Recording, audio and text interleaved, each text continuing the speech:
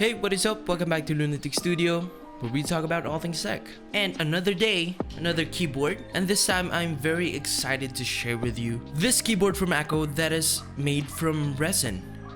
Okay, so this is YU01, the first version of this board and Akko's first keyboard that is made out of resin.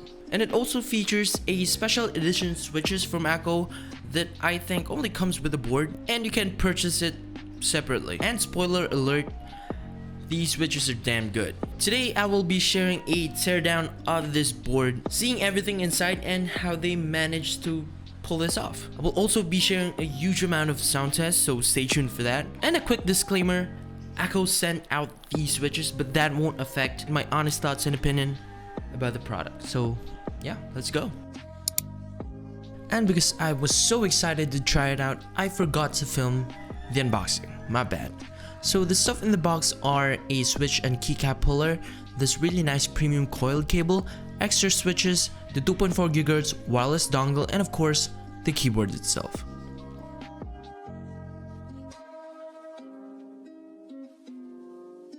Okay, so this is Akko's YU01, which has kind of like a jade design to it. And that is one of the reasons why this was named Yu, because in Mandarin, Yu is translated to as jade. Makes perfect sense. So the YU01 has a compact 65% ANSI layout or 68 keys design. It also has a really nice kind of like oat milk colorway to it, that when I showed this board to my friends, they just want to take a bite. It's just that good looking, and it's even prettier in person. This pre-built keyboard is available in two colorways. I think the other one just has a different keycap color but has the same base color. Okay, so this has a very glossy finish, as with every resin products, that sometimes, attracts fingerprints. You don't really notice them that much because this has a light colorway, but it's there, and it's the price you pay for these glossy finish keyboards. Okay, so the base is made out of resin. And once again, this is Akko's first venturing into the resin made bases, and they nailed it the first time. This is just a really nice looking keyboard. The side profile is also great. It is curvy and it reminds me of a caramel bar. I didn't see any separation of the top frame and bottom frame, so obviously the base is a single piece. I'll share teardown in a bit.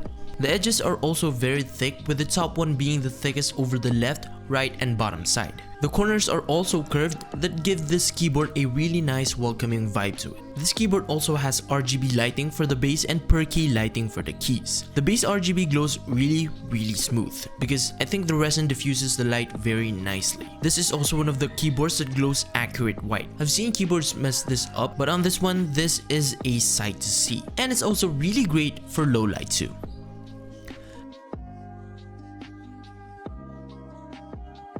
It's not the brightest glow, but the light is nicely diffused and the entire board glows up uniformly. You also have indicators, including the left control key being the battery and charging status. The typing angle is good, because even though this doesn't have flip stand, this is a 65% keyboard. You can easily reach everything with this layout. On the back, you have these 4 rubber feet to keep the board from sliding around. Not much going on the back, you just have this branding on the middle, Akko's logo and website, and also the keyboard's name. And it's also compatible with VIA. On the top left corner of the board, you have the USB-C port for charging and wired mode, and it has this great looking gold accent to it, just a nice touch. Now this board has 3 modes of connectivity: wired mode, the 2.4 GHz wireless connectivity, and Bluetooth. This keyboard came in with this premium coiled cable that we saw on the Mongeek M1 V3. It also has a 2.4 GHz wireless dongle for wireless connectivity. Okay, so you don't have any compartment for the 2.4 GHz wireless dongle on the keyboard, but personally I don't think that it is a deal breaker, because who would want to ruin the seamless and exquisite look of this keyboard for a dongle?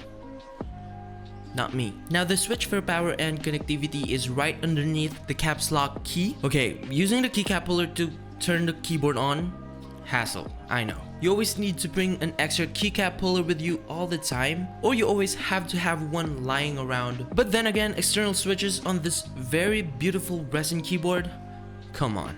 I know it's a hassle, but I think Akko's trying to preserve the exquisite and seamless look of this board, which is understandable. Okay, so we have the keycaps right here, which are ASA profile polycarbonate keycaps. If they mounted resin keycaps or just even double shot PBT keycaps here, this would be so much more expensive, and they're just trying to cut costs here. Probably. They also have almost identical color as the base itself. They are transparent that offers really nice glow on the keycaps. This is the first time I've seen these characters on Akko's keycaps. They also sound quite nice. I'll share a hefty amount of sound test in a bit. Anyways, this keyboard is 3-pin to 5-pin hot swappable with south-facing LEDs that improves underglow and offers better compatibility for most keycap profiles. This is also equipped with Akko's special edition V3 Piano Pro, which is sadly cannot be purchased separately because this is one of the best switches I've tried from Akko. The Piano Pros were already great, this one takes it up a notch. Now I'm not entirely sure about what materials Akko used because I searched everywhere for this, can't see anything. But this is a linear switch with 45 grams of actuation force, bottoming out at 50 grams, pre-travel of 1.9mm and a total travel of 3.1mm. They also have an LED diffuser like what we saw on Akko Dracula switches, which is really great for diffusing the backlight. Let's open this keyboard up first. The PCB and plate is screwed directly to the base, and this is called tray mounting style. Okay, so we have 10 Phillips screws holding the plate and everything together to the base. Once you removed every screws, you can go ahead and pull the plate out together with the PCB and everything in between. The base feels very solid. It is shaped and processed really nice. There are no rough edges and it's one solid piece. You can see the daughter board at the top left corner, which uses JST connectors.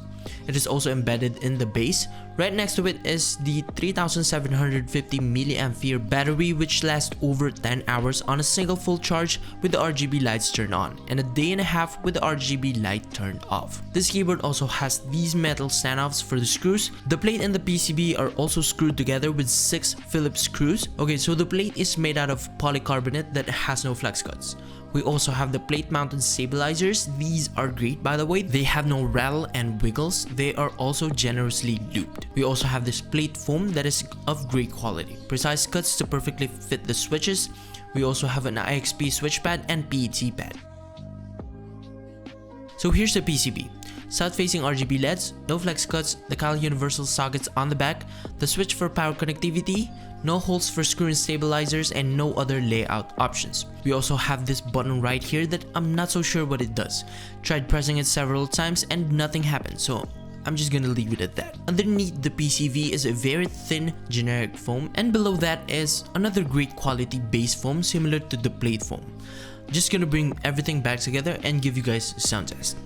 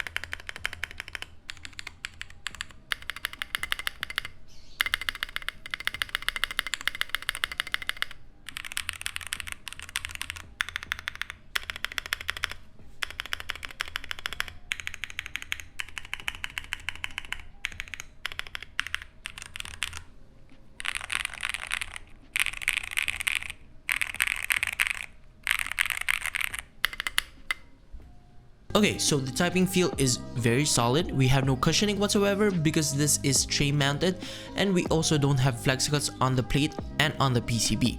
This results to a very solid bottoming out feel to it, but the vibrations are mostly absorbed by the resin case. The keystrokes also feel very consistent. Sound-wise, the switches are very good. It is the signature of Piano Pro switches. They lie between the mid-pitch clacks and the low-pitch thugs, which are really great. They also sound very snappy. I didn't notice any pinging, which is good. And overall, they sound and feel absolutely fantastic. Okay, so this keyboard is priced around $129 or 7,500 Philippine peso. It is quite expensive, but then again, it is understandable since resin is a pretty expensive material. And this keyboard does look amazing, you gotta give it to Akko. The typing experience is nice and the sound is even better. The stabilizers were great, they didn't have any noticeable rattle in them.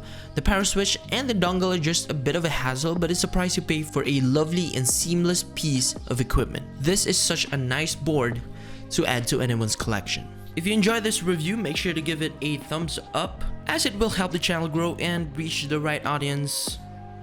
Yeah, subscribe to see more contents or reviews like this. And as always, peace.